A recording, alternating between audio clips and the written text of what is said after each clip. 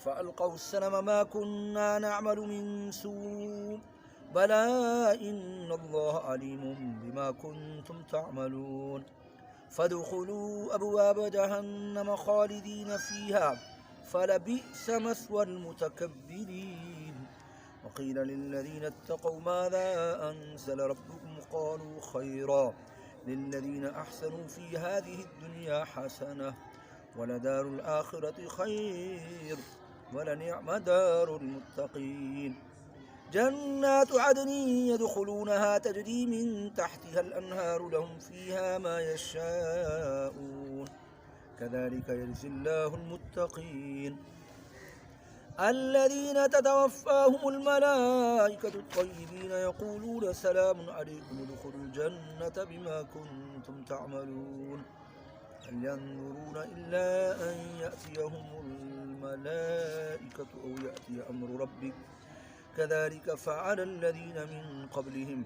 وما ظلمهم الله ولكن كانوا أنفسهم يظلمون فأصابهم سيئات ما عملوا وحاق بهم ما كانوا به يستهزئون صدق الله خالقنا العظيم وبلغنا رسوله النبي الأمي الكريم ونحن على ذلك لمن الشاهدين والشاكرين والحمد لله رب العالمين يا ربي صل وسلم دائما أبدا على حبيبك خير الخلق كلهم هو الحبيب الذي ترجى شفاعته لكل هول من الأهوال مقتحم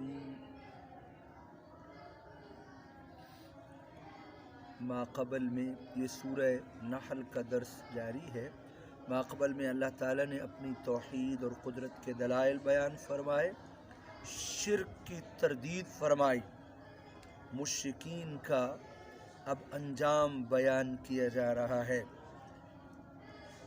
ان لوگوں نے ایمان والوں کے خلاف منصوبے بنائے، ان کا انجام دنیا میں بھی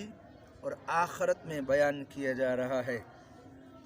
تذکیر بایام اللہ کے سلسلے میں اس رکوع مبارک میں ایک واقعہ بیان کیا گیا ہے، یا بعض مفسرین نے فرمایا تمثیل ہے۔ تمثیل کا مطلب ایک مثال ہے جو کافر لوگوں کے انجام کی بیان کی گئی ہے، اور بعض حضرات نے فرمایا یہ حقیقتاً واقعہ ہی ہے۔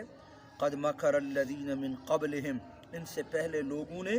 یہ نمرود تھا، نمرود جو حضرت ابراہیم علیہ السلام جہاں تشریف لائے، بابل کے علاقے میں رہنے والا، یہ بھی پوری روئے زمین کا گویا اس وقت بادشاہ تھا۔ تو مسلمان بادشاہ ہیں جنہوں نے پوری روئے زمین پر حکومت فرمائی ہے۔ ایک حضرت سلیمان علیہ السلام اور دوسرے سکندر ذوالقرنین، یہ دونوں ایمان والے، اور دو کافر ہیں، ایک بخت نصر اور نمرود۔ تو اس کا یہ واقعہ بیان کیا گیا ہے۔ کہتے ہیں کہ بابل کے اندر اس نے ایک بڑا محل تیار کروایا، کہنے لگا زمین والوں کے اوپر تو ہم غالب آ گئے ہیں، اب آسمان والوں پر ہم بھی چڑھیں گے، ان سے قتال کریں گے۔ ابن عباس اور وہب فرماتے ہیں وہ اس نے ایک محل تیار کیا، آسمان میں اس کی لمبائی 5000 گز تھی،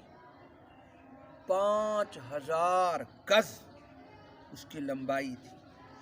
کعب اور مقاتل کہتے ہیں کہ اتنا 2 فرسخ،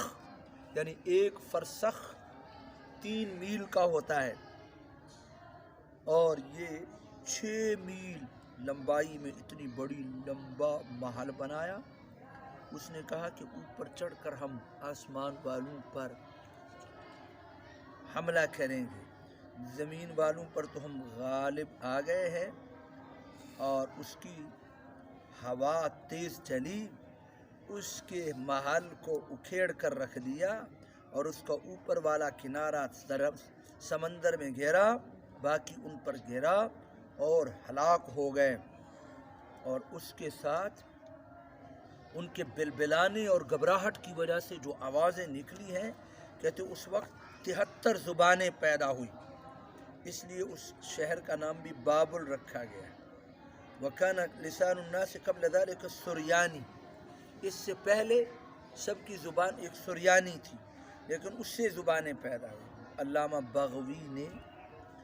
یہ ذکر کیا ہے، لیکن مفسر محشی علام فرماتے ہیں کہ یہ بات درست نہیں ہے، کیونکہ صالح علیہ السلام ان سے پہلے تھے، وہ عربی میں کلام کرتے تھے، اور اہل یمن بھی عربی تھے۔ جرہم قبیلہ جو حضرت اسماعیل علیہ السلام نے وہ بھی عرب تھے۔ وکان قبائل من العرب قدیمہ۔